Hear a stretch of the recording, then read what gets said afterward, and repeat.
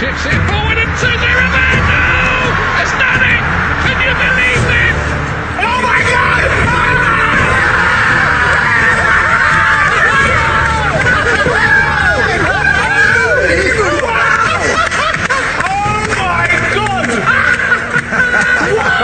Well, what about that? Mildly embarrassing for four old blokes, former footballers, but something else. I was just texting my sons actually on one of those joint chats because they're all massive Barca fans saying please, and then it happened. It was a magical moment. Barcelona have come back, and for one of the most phenomenal comebacks I think that we've ever seen in any football game anywhere. Well, if you look through that squad of players, they've all achieved some great things with club and country. World Cup winners, Champions League winners multiple times. But I'm sure this game will be up there with one of the best they've ever played in terms of the feeling about turning a result around. Yeah. There's so much that went into this performance in terms of drive, determination, mentality, fitness to press the way they did. I mean, it was just it had a bag of emotions in that game, all different. It was just... That was just in this studio as well. I suppose we have to say as well, I mean, you have to feel a little bit for Paris Saint-Germain, for that to happen to them. You don't. I mean... Yeah, well, I mean... okay, although we didn't look like we did, particularly. You do a little bit because, listen, they were sensational in the first leg of this game, but it's all about Barcelona now. They absolutely suffocated them. For the first 60 minutes, it was non-stop for the PSG players. They were under a barrage of suffocation. Tactical cages around every single player. They were winning the ball back in the 6-yard box, the 18-yard box. It was incredible. They had a little bit of a breather with the goal, with the Cavani goal, but then towards the end it was on again, pressing right from the front. It was incredible to watch. It was around 75 minutes you felt flat, they've given up. Yeah. They've given up. And I think everybody felt like that, the players and the fans and everyone, but that little spark of life, that Neymar free kick, and then all of a sudden it went again. But you know what as well is Paris Saint-Germain had two chances. They had one-on-ones. Di Maria and Cavani had two one-on-ones to totally end this game. And they'll be ruining them chances. Yeah, they were. Let's remind ourselves of what happened in the second half. We knew it was 2-0 at half-time. Just after half-time, penalty decision, which there was some confusion for a while. Yeah, but it's a stonewall. This ball from Iniesta is just teasing the fullback. It's just the way he waits. Just waits for it. The movement from Neymar and the understanding and then the timing of that all in one. The defender just said, my legs have gone, he's got to go over. A definite penalty. I don't know what the referee's waiting for. He's in a great position. Well, he's going to check, isn't he, with the extra official there. That ball from Iniesta was just... I mean, very few people can play those type of balls. They're seeing a picture, not half a second before, it's like a full second before what it's going to turn out like. Beautiful penalty, struck sweetly. Yeah, he hit his last one like that, didn't he? He arrowed it into the same corner. It's a bit more in the corner the last one, but at that power they go in, don't they? And then, of course, 3-0, we're thinking if it gets to 4-0, it could go to extra time, anything could happen, and then I suppose they were always open to a counter-attack. Yeah. And Cavani, lethal again. I think we all expected Paris Saint-Germain to score. Not this way, really, but it was a great run. Bad defending from Rakitic, and Cavani has been doing this all season with an unbelievable finish. And at this moment, you think the game's over. You think the game's dead and buried. This Barcelona team have put everything into the first half of the game, and then all of a sudden this happens and you think it's game over. Do you think Michael is perhaps one of those instinctive strikers? He seems, when he's got a lot of time, he tends to sometimes miss, but on those occasions, bang. That's right. We spoke about him before the game, and he's a player. Rio's mentioned a couple of chances. He's had a one-on-one. He hit the post in the first half, a lovely darting run again, and that again was an instinctive run. So he gets chances every game because of his movement, but he does miss a lot of chances. But as you say, that instinctive, when it comes to you, you don't have time to think about it, and certain strikers score a lot of goals that way. Well, we all thought that was it. We all thought that away goal thing had killed another game, but on this occasion, it certainly hadn't. And along came Neymar, who was superb throughout, wasn't he? With this, he was the best player on the pitch. This guy, I mean, he's the heir to the throne now. When these guys, Ronaldo and Messi, go, that was ridiculous. From where it is on the pitch, he's got no right to even take that on. Every other player really is crossing that ball, and where he's put that, there's no chance for any keeper. He could have had two in there. They're not getting that. But I mean, even after this free kick, you're still thinking there's not going to be enough time for it to happen. I mean, it was a sensational free kick, fair play. But then another penalty. Let's have a look at the decision first and foremost before we see, well, Neymar stepping forward, the man in form, the man in the moment, despite Messi knocking one in earlier. What do we think?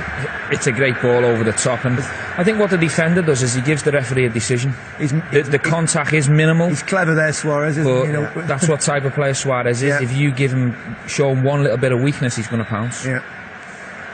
And Neymar instead of Messi on this it was occasion. They do strange. swap it around occasionally. Strange, no, they changed the penalty takers, but both penalties were superb. That one even had even more pressure than Messi's on, but he was never going to miss. The confidence he was showing at that point. Yeah, and then, well, one of the moments I don't think we'll ever forget. We won't, because we've just been embarrassed on television. But it would seem like Neymar really took the game. With 8 minutes to go, he's the one who had the nerve to take this game. Hold on, chop. This is brilliant. Yeah. And then a beautiful ball with his left foot and the finish. I mean, the finish isn't easy at all, is it? And you question whether it's offside to start with, but we quite clearly saw that it was onside. But most people panic in this situation, don't they? Let's just knock it in because it's the safe Michael, option. I think 99% of players would have played long on the first. That's what I mean. Not cut on your weak foot and then play a dink. Yeah. You can't. It's When you say weak, I mean weaker. weaker, in his situation, weaker, but I think 99% of players just lob that into the box at the first occasion and panic. What they're doing there as well is passing on responsibility as well. Neymar took responsibility, took hold of this game with 8 minutes to go and said, listen, I'm going to do something special each time I get it to actually drag us back into the Luis scenes. Enrique, so much stick they got after that first game. What a comeback. Look at the emotions. Imagine emotions as well as of Emery on the other side of the He doesn't equation. look tired to me. No.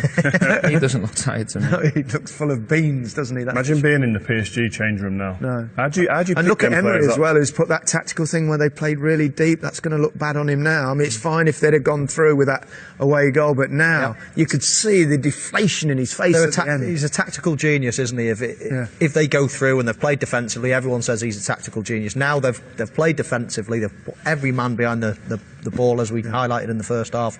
And they've still gone out, so now people are going to question, saying, it worked so well in the first leg, why didn't you do it again? The only mistake I would say for me, with hindsight, which is a great thing, is that the way they played in the first game, pressing high, it worked so well. Why go away from that?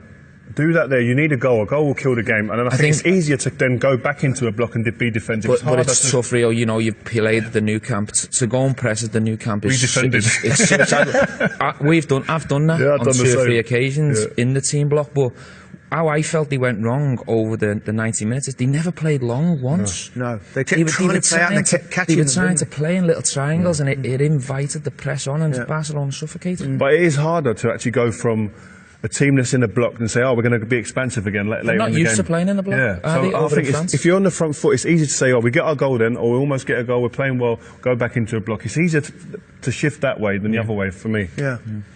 I think a lot of the time as well, as Stevie just touched on, when you're playing in France and when you virtually beat everybody every single week, there's no need to ever change your tactics. There's no need to sit back. And in the Premier League, every team goes away from home and they're the underdogs against a big team. So you have a little change and similar. Barcelona probably don't. They have one way of playing, but it's whether they would have understood how to play when they're so used week in, week out playing an attacking team in the French league. Okay, thanks for now. We'll have more reaction very shortly on one of the greatest games I think we've ever seen. And Barcelona are through to the quarter-finals of the Champions League yet again after an astonishing comeback.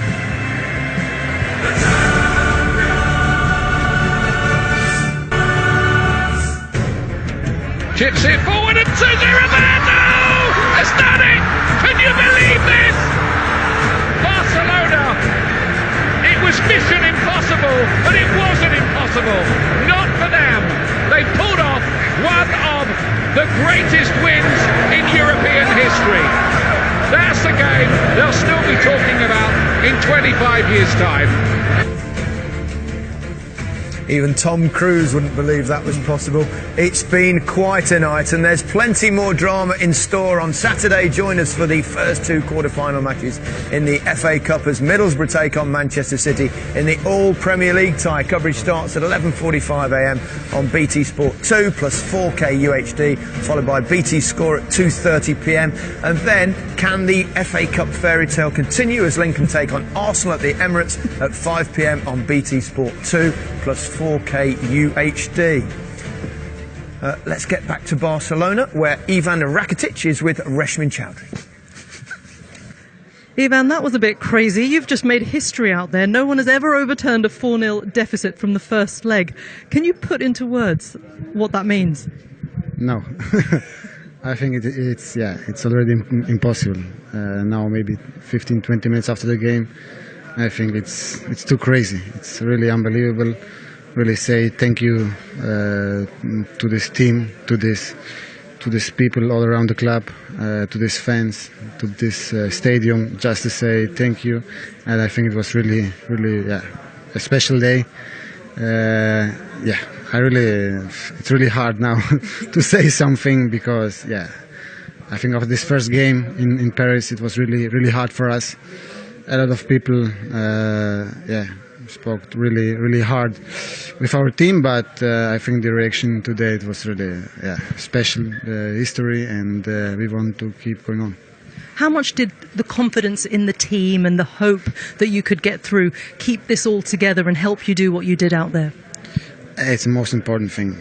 We have to believe. We have to. We know about the situation. It was really a hard result, 4-0 to lose in Paris, but it's football, and we saw it some weeks ago in the Super Bowl. So really, what is possible in different sports. So today again, I think really crazy just to say this is Barcelona. And I think at the moment we can say the best team in the world, and we want to keep going on our dream in the Champions League. Well, for every happy ending in team sport, there's a sad one for the other side, and that was certainly the case tonight for PSG.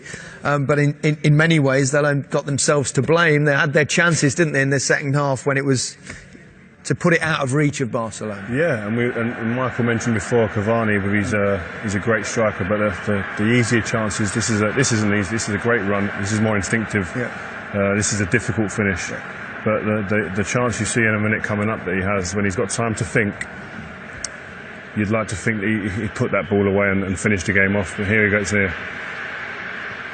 Do you prefer them, Michael? That's just a dream for a right footer, because all you have to do is set it out, don't you, onto the post, and it curls in. And almost, you need to lift it as well from that angle. Just a tiny little lift, because the goalkeeper...